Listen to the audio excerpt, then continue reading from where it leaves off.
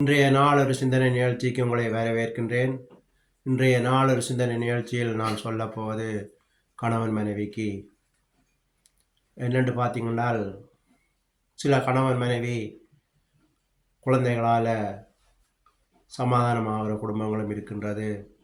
சில குடும்பங்கள் இந்த பிள்ளைகளால் பிரிகிற குடும்பங்களும் இருக்கின்றது. அதை என்ன என்பதை பார்ப்போம். இந்த கணவன் மனைவி கல்யாணம் கட்டி சில நாட்களிலே சண்டை பிடிக்க ஆரம்பிப்பார்கள். சண்டை பிடிப்பவர்கள் சிலர் பிரிவுக்கு கூட போய்கொண்டிருப்பார்கள்.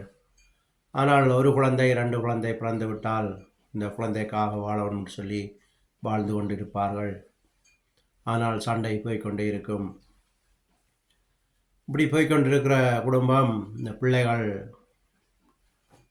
வளர்ந்து இந்த பிள்ளைகள் உழைக்க வலிக்கிடும் வரும்போது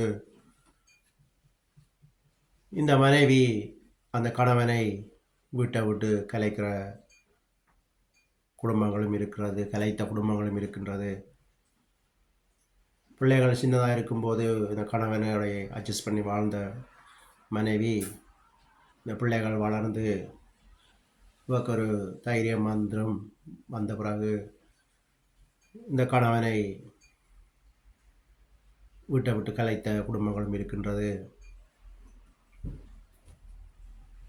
எனவே இந்த கணவன்மாரும் ஜாக்கிரதையாக இருங்கள். பிள்ளைகள் வளர்ந்த பிறகு சில குடும்பத்தில் இந்த கணவன்மாருக்கு மரியாதை குறைந்து விடுகிறது.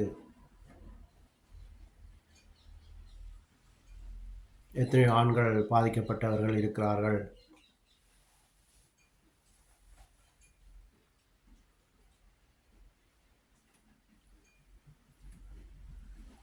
எனவே மனைவிமாரும் இந்த பிள்ளைகள் வளர்ந்துட்டேன்னு சொல்லி நீங்கள் உங்கள் கணவனை வெறுத்து ஒதுக்காமல் முதல்ல பிள்ளை சின்னதாக இருக்கும்போது எப்படி அட்ஜஸ்ட் பண்ணி வாழ்ந்தீங்களோ அதே மாதிரி வாழ கற்றுக்கொள்ளுங்கள். இல்லாட்டி நீங்கள் உங்கள் கணவனுக்காக செபிக்க முடியும்.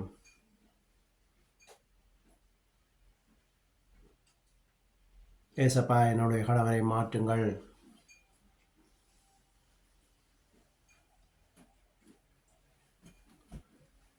அவர் விடுதலை ஆக வேண்டும் என்று சொல்லி செபிக்க முடியும்.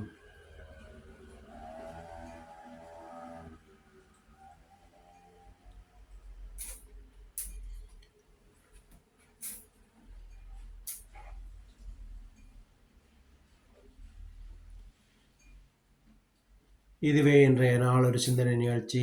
நன்றி, வணக்கம்.